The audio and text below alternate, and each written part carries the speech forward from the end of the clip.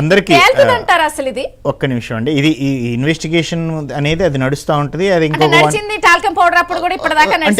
Suspicious drug content గానీ lab report పంపించారు. And ప్రస్తుతం మెయిన్ గా ఆంధ్రప్రదేశ్ ప్రజలకి చెప్పాల్సింది ఏంటంటే, మనం ఈ గత 5 సంవత్సరాలు ఆంధ్రప్రదేశ్ మీరే చెప్పారు ఇంత గ్రహణం పట్టిందని చెప్పేసి, ఈ గ్రహణాన్ని మనకి ఇంకా విడిపించుకోవడానికి ఇంకా 50 రోజుల్లో ఎలక్షన్స్ ఉన్నాయి. ఆంధ్రప్రదేశ్ ప్రజలు ఈసారన్న విఘ్నతతో ఓటేసి కేవలం ఎలక్షన్స్ ఇండియా కూటమి ఎన్డీఏ కూటమికి మధ్యలో జరుగుతున్నాయి దేశం అంతా. ఈ జగన్మోహన్ రెడ్డి పార్టీ ఎందులోనూ లేదు.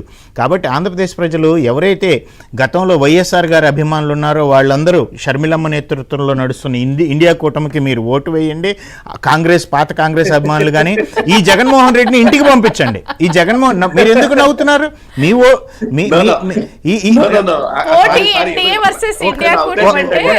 జగన్ రెడ్డి ఎక్కడా లేడండి. మీ ఎన్డీఏలో ఉన్నాడా జగన్ రెడ్డి? మీతో ఉన్నాడా? మా ఇండియా కూటమిలో కూడా లేడు. మిత్రమా నా ఉద్దేశం అది కాదు.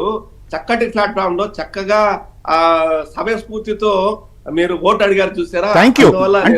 అంటే ఇప్పుడు ప్రజలు ఓటు అనేది ఆయుధం అండి. ఇప్పుడు 50 రోజుల్లో అర్థమవుతున్నాయి అంటున్నారా ప్రజలకి? ఒకటి ఎందుకు అర్థం అవట్లేదు, ప్రజలన్నీ చూస్తూ ఉన్నారండి. కేవలం వైఎస్ఆర్ గారి అభిమానంతో వారి అబ్బాయి ఏదో చేస్తాడు, పైగా చంద్రబాబు నాయుడు గారిని 3 సార్లు చూస్తున్నారు కాబట్టి ఈయన గద్దెనెక్కిచ్చారు. ఆంధ్రప్రదేశ్ విభజన హామీలు అన్ని ఆయన అంతకుముందు చంద్రబాబు నాయుడు గారు మోడీ గారు కలిసి ఏం చేస్తారో జనానికి తెలుసు.